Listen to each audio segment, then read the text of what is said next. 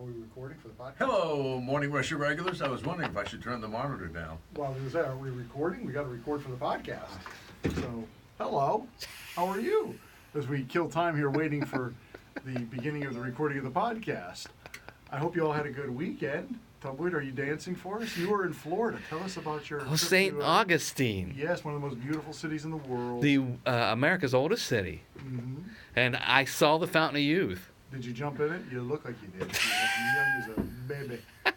The Fountain of Youth is in America's oldest city. Yes. There's a little trivia fact I didn't realize. Once de Leon. Okay, well then there you go then. Hey, okay, we're up and rolling. We're having problems with the electrons today.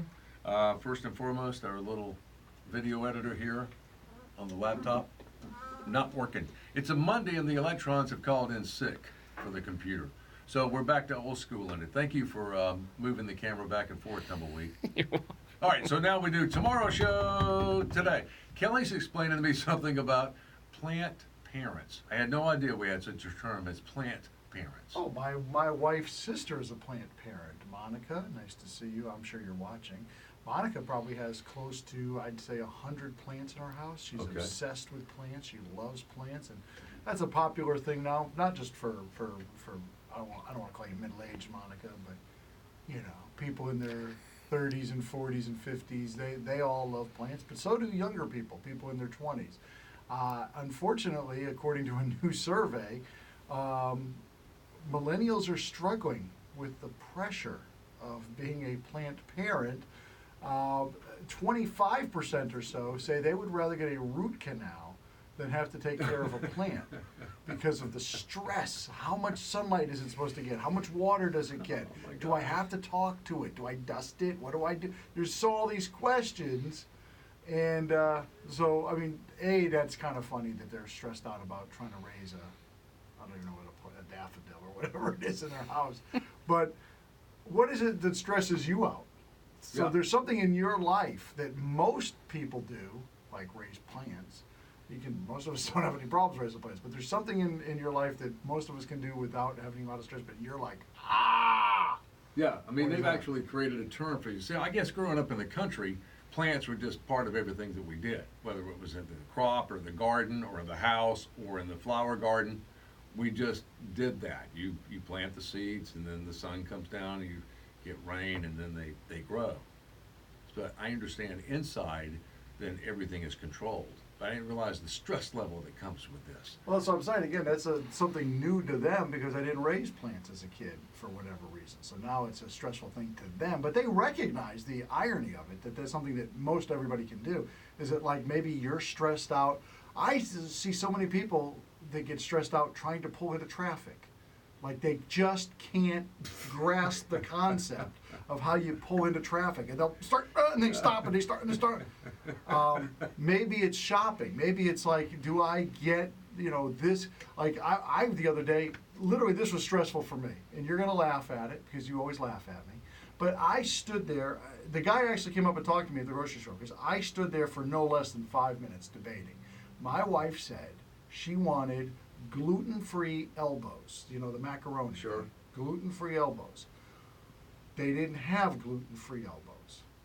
Now, they did have what she also wanted, which was the whole wheat ones. Okay. But they weren't quite elbows. They were sort of like elbows, but then they also had gluten-free shells that were like elbows. But and I was like, what do I get? Because no matter what I get, I'm going to come home and she's going to say, I told you I wanted the gluten-free elbows. And I looked everywhere for them, and I couldn't get them. That's the worst, too. Because if you go home with the wrong thing, I went Saturday, had to go back Sunday because I got the wrong thing. Well, you know what I ended up doing was I bought the two there at the one store, and as I was checking out, they said, did you find everything you needed? I said, I couldn't find the gluten-free elbows. She looked around, she couldn't find them either, and she said, perhaps Kroger has them. I kept the two. Oh my gosh. I went to Kroger and I found them there. So I bought all 3 boxes home. I explained my dilemma to her. Yeah, exactly. But that was a lot of stress for me. Well, also, if you go home with 2 bags, that even shows the dedication level.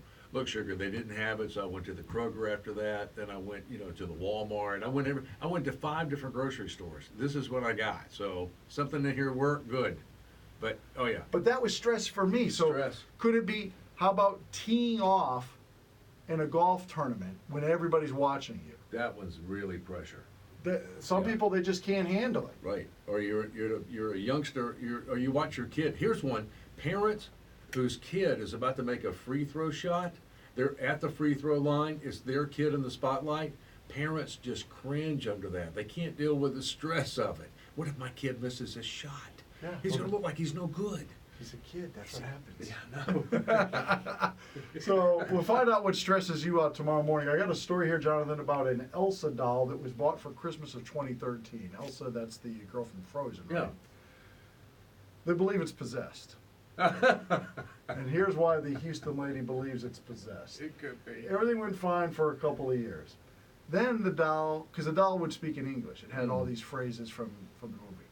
Then it started speaking in both English and Spanish. So they said, okay. well, maybe there's a glitch of some kind in here, but they kind of brushed it off. But then the doll just started laughing. Now, they say that they don't believe they'd ever heard the doll laugh. The laugh is not a programmed response. The doll continued to laugh when the thing was shut off. They pull the batteries out and it's still laughing? Still laughing. Then they threw it away, and it showed up in the house again. They threw it away a second time, this time 10 miles from their house, and it returned somehow to the house. This is the best practical joke ever. I don't know who's behind this, So but I'm now loving it. they have mailed it to a friend in Minnesota who has duct taped it to his Jeep. He says if it gets off the Jeep, he's going to call him and warn him it's coming home. Great. You ever had This anything is that's classic. possessed in your house? Or, we're talking about the Alexa thing too, with the responses and stuff. Oh, yeah, we're going to get to that. Yeah.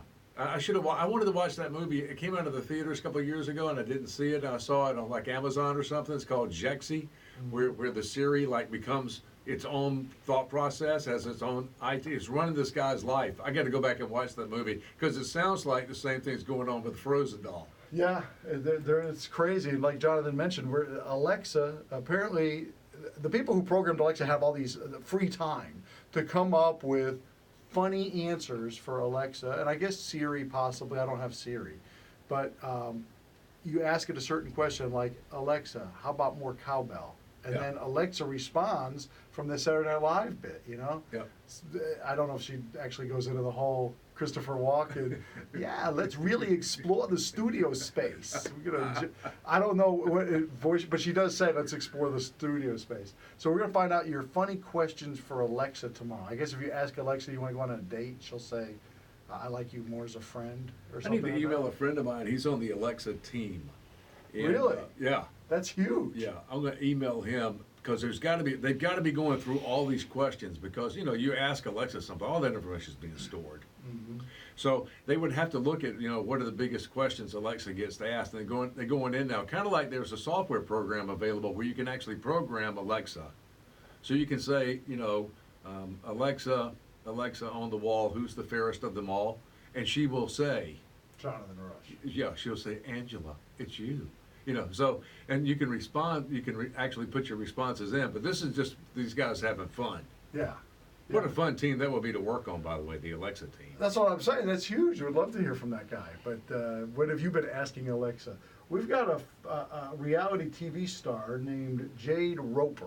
And apparently Jade Roper made national headlines last week because she won $1 million in a fantasy football thing done by DraftKings. Okay. Now that's a pretty big It's a deal. big deal competition. Then, over the weekend, I guess, they announced that they were revoking the $1 million prize, saying that she had cheated. How do you cheat in fantasy football? Boy, that's a great question. I'd Well- like to get an email. If you know how to do that, I'd love to get an email on that. I- Just between you and me. Well, I can tell you how they did it. Oh, okay. It's exposed right here. So it says that for the wild card weekend, her and her husband each got involved, not together, but separately. So they act like they're two different players, Gotcha. but they're working in coordination with each other. And it chose 150 different rosters for 300 unique entries. Out of the 300 combined entries, 298 of them were unique according to DraftKings. The only two that perfectly coordinated were hers and her husband. Okay. And because they did that, it basically assured that they couldn't lose. So Gotcha. it would have, they basically spent $500,000 to make $1 million. Mm-hmm. They would have had to spend the $1 million to make the $1 million had they done it Right. without sharing it like that. Gotcha. So they took away the $1 million, and her response is, quote, and I'm quoting him, "I respect their decision." But then she goes on to say, "I also wonder if the same questions and accusations would have come up if I wasn't in the public eye." Listen, I can guarantee you, if I just lost $1 million, if somebody took away $1 million from me, I'm never going to say I respect that decision, No. unless I was caught cheating. She had to have been cheating. And I can guarantee you another thing. Kelly would immediately be in the public eye. This man would be pitching a fit on all platforms of social media. I want $1 million, and Exactly. you just told me you took it away? And what about the $500,000 I used to scam you? That's great. But they're thinking. I like it when people you look at look, it's like anything else. You look at your goal and you figure out, now what's the best way for me to achieve this. I do salute their thinking on that. One more story, Jonathan. Mick Jagger is in a new movie, and it looks awesome. We posted the trailer up on the Morning Rush blog this morning at 975wcos.com.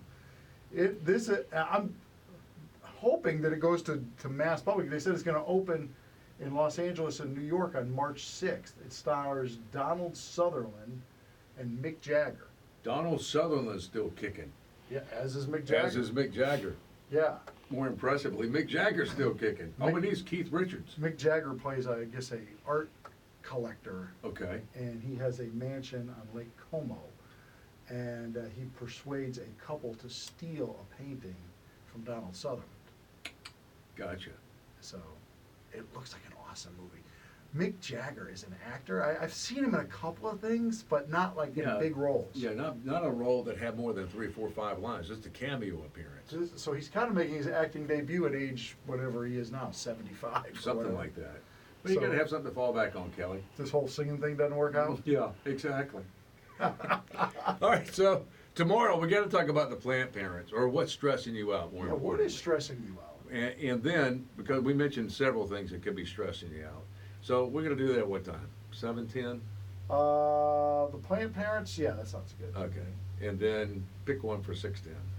What did I say we wanted to do at 6:10? That was the, what is Alexa? Alexa. Oh, yeah, Alexa saying yeah. funny things to you. We And- want to find out what we should be asking Alexa so we can get the funny responses. And if you have an automated doll that has taken over your house and you've kicked him out several times and he's found his way back in the door, I want to hear about that too. Okay, and does he ride the dog like a cowboy? I want to know about those things. All right, we'll talk about all that tomorrow on the Morning Rush.